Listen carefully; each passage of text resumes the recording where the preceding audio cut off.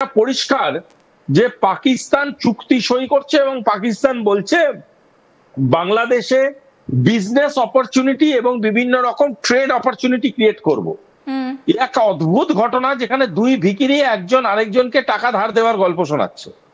এবার এখানে বুঝতে হবে যে পাকিস্তানের কাছে যে টাকাটা আসছে বা পাকিস্তান যে টাকাটার গল্প শোনাচ্ছে সেটা কিন্তু সিআইএ প্রমিসড বা ইউএসএ প্রমিসড হলেও হতে পারে, যদিও আমাদের কাছে কোনো প্রমাণ নেই। সেই রকম যদি হয়ে থাকে, চায়নার কাছে কিন্তু এটা মোটেই কমফোর্টেবল খুব একটা ডিসকাশন বা ফোরাম নয়। তাই জন্য চায়না পরিষ্কার তাদের স্ট্যান্ডটা বোঝাবার জন্য বারংবার পাকিস্তানের সাথে কথা বলবে, নেগোশিয়েট করবে এবং ডিসকাস করবে। এটা খুবই একটা স্বাভাবিক অ্যাটিটিউড অফ ডিপ্লোমেসি। ভারতবর্ষ এই ব্যালেন্সটা সম্বন্ধে আগেই অবগত ছিল এবং ভারতবর্ষ খুব ভালো মতো জানে এই ধরনের যে ডিপ্লোমেসিটা তারা করার চেষ্টা করছে সেটা as a whole clean up করতে খুব সহযোগিতা করবে। আমরা যদি সবাই নিজের বাড়িটার সামনেটা পরিষ্কার রাখি, অ্যাজ এ হোল পাড়াটা পরিষ্কার হবে। তো সেই রকম ভাবেই যদি পাকিস্তানের সাথে রিলেশনশিপটা সবাই ক্লিয়ার কাট এক্সচেঞ্জ পূর্ণ থাকে, তাতে পাকিস্তান চাপে থাকবে এবং পাকিস্তান বদমাইশি ঘটাবার যে চেষ্টাগুলো করছে সেগুলো কোথাও না কোথাও গিয়ে সাময়িক হলেও ধাক্কা খাবে। তৃতীয়ত, তাদের যারা এখনকার স্পন্সর সেই আমেরিকা কোথাও গিয়ে ভাবতে বাধ্য হবে যে বিআরআই যেটা কিনা আগামী পৃথিবীর ইকোনমিক রুট হতে চলেছে সেইখানে পেনিট্রেট করাটা তাদের কাছে আরো কঠিন হয়ে উঠছে। আমরা এই বিআরআই নিয়ে আপনার সঙ্গে এর আগেও ডিসকাস করেছি এবং পরবর্তীতেও আরো ডিসকাস করব, তবে আপনাকে একটু সঙ্গে রাখবো তার কারণ এই মুহূর্তে দাঁড়িয়ে যে বিষয়টা দেখা যাচ্ছে যে আমেরিকা ভারতকে প্যাঁচে ফেলার জন্য অতিরিক্ত 50% শুল্ক চাপিয়েছে, কিন্তু তাতে কি আমেরিকা আদৌ খুব একটা ফায়দা করতে পারছে? তার কারণ রাশিয়া বলছে যে ব্যবসা করার জন্য আমরা আছি, সেখানে তেলের ছাড়ের ঘোষণা করা হচ্ছে। চীনের মতন একটা জায়গা, চীন বলছে যে ব্যবসা করুক ভারত, কোনো অসুবিধা নেই। তাহলে ডোনাল্ড ট্রাম্পের এই যে একটা মস্তিষ্ক প্রসূত ভারতের বিরুদ্ধে একটা প্ল্যানিং, সেটা তো তাহলে পুরোপুরি রসাতলে যাচ্ছে। নজর রাখবো এবার সেই দিকে। এই মুহূর্তে দাঁড়িয়ে আমাদের সঙ্গে রয়েছেন আন্তর্জাতিক সম্পর্ক বিশেষজ্ঞ শুভাশিস ব্যানার্জি। শুভাশিস, আমরা একটু শুরুর দিকে ব্যবসা নিয়ে যখন কথা বলছিলাম তখন ডোনাল্ড ট্রাম্পের কথা একটু বলতেই হচ্ছে, কারণ দাদামশাই তিনি ভারতকে প্যাঁচে ফেলার জন্য প্রচুর কৌশল করেছেন।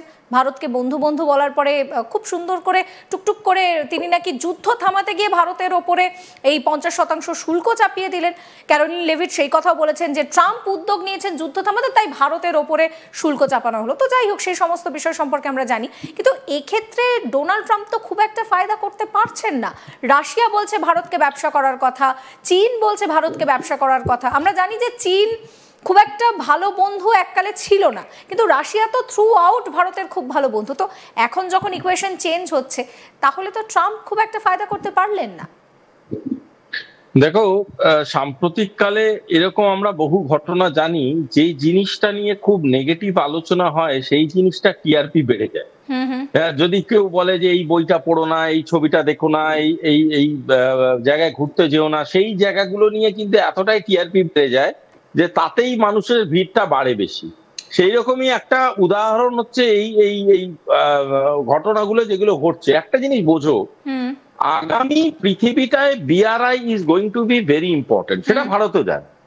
এবং সেই বিআরআইটা শুধুমাত্র তো এরকম নয় যে ভারত রাশিয়া এবং চায়নাকে সেটা সহযোগিতা করবে। বিআরআই এমন একটা প্রজেক্ট যেটার মাধ্যমে গোটা বিশ্বের অনেক দেশ ইনভলভ হয়ে যেতে পারে, অনেক দেশের ইকোনমি ডিপেন্ড হয়ে যেতে পারে।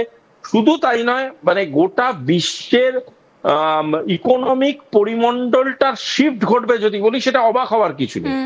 সুতরাং এত বড় একটা কর্মকাণ্ড হচ্ছে, মানে ধরো একটা বাণিজ্যিক অলিম্পিক হওয়ার প্রবণতা দেখা দিচ্ছে।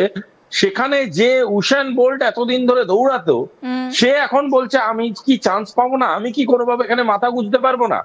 কারণ তাকে বাদ দিয়েই কিন্তু এই গোটা অলিম্পিকটা হবে। এই প্ল্যানিংটা হচ্ছে বেসিক প্ল্যানিং। আমি আগেও বলেছি, বিআরআই থেকে ইন্ডিয়াকে বাদ দেওয়া যায়, এটা যদি কেউ ভেবে থাকে সেটা প্রাথমিক একটা ভাবনা চিন্তার মধ্যে হলেও হতে পারত।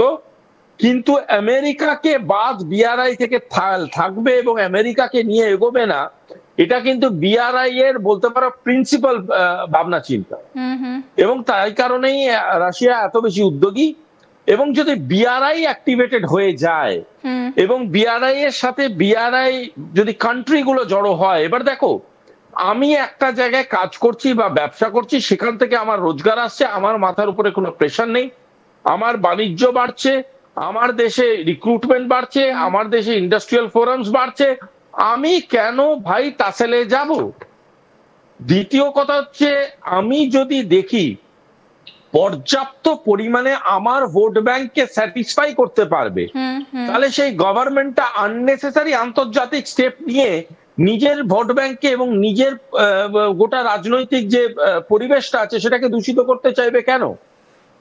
সুতরাং এই যে সেন্স অফ সাবঅর্ডিনেশন ছিল, সেটা কিন্তু ব্রিক্সে সরিয়ে ফেলা হয়েছে এবং বিমস্টেকেও বারংবার কোঅপারেশনের প্র্যাকটিসের কথা বলা হচ্ছে, ব্রিক্সেও বলা হচ্ছে। আজকের ডেটে দাঁড়িয়ে আমরা আজকের ডেটে বুঝেই যাচ্ছি যে বিআরআই কি আগামী পৃথিবীকে সামনে রেখে এগোতে হবে। যদিও আমি একবারও বলছি না সেক্ষেত্রে কোনো দেশই কোনো দেশকে অন্ধের মতো বিশ্বাস করুক, কিন্তু ট্রেডিশনাল ফরম্যাট অফ বিজনেস যেটাকে বলে, আদান প্রদানের মাধ্যমে বা আমি পয়সা দিলাম, তুমি আমাকে একটা দ্রব্য দিলে, এই ধরনের যে প্র্যাকটিস গুলো আছে এইগুলোকে এন্ডোর্স করে বা প্রশ্রয় দিয়ে যদি এই এতগুলো দেশ এর সাথে জড়িত হয়ে যায় এবং তারা কোথাও গিয়ে আজকের ডেটে লোকাল কারেন্সির কথা বলছে, তুমি আমি বলতে পারবো না কোনো গণনা করে যে আগামী দিনে তারা কোনো কমন কারেন্সির কথা বলতে শুরু করলো কিনা।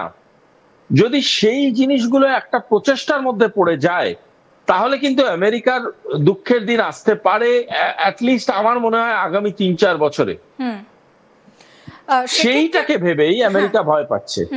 আমি এইখানেই আসতে চাইছিলাম যে কোথাও গিয়ে কি এই মুহূর্তে আমেরিকাকে সাইডলাইন করে তার একটা বিকল্প তৈরি করার চেষ্টা চলছে? কারণ একটা সময় পর্যন্ত আমরা জানতাম যে সবকিছুতে অল ইন অল আমেরিকা, কিন্তু এখন যেদিকে এই পুরো রাজনৈতিক প্রেক্ষাপট এগোচ্ছে বা ব্যবসায়িক প্রেক্ষাপট যেদিকে এগোচ্ছে, কোথাও কি আমেরিকার উপর সেই নির্ভরশীলতাটাকে কমিয়ে একটা বিকল্প রাস্তা খোঁজার চেষ্টা চলছে? দেখো, আমেরিকাকে সাইডলাইন করে দেবে এই কথাটাকে আমি কোথাও এখনো গিয়ে সমর্থন করতে পারছি না।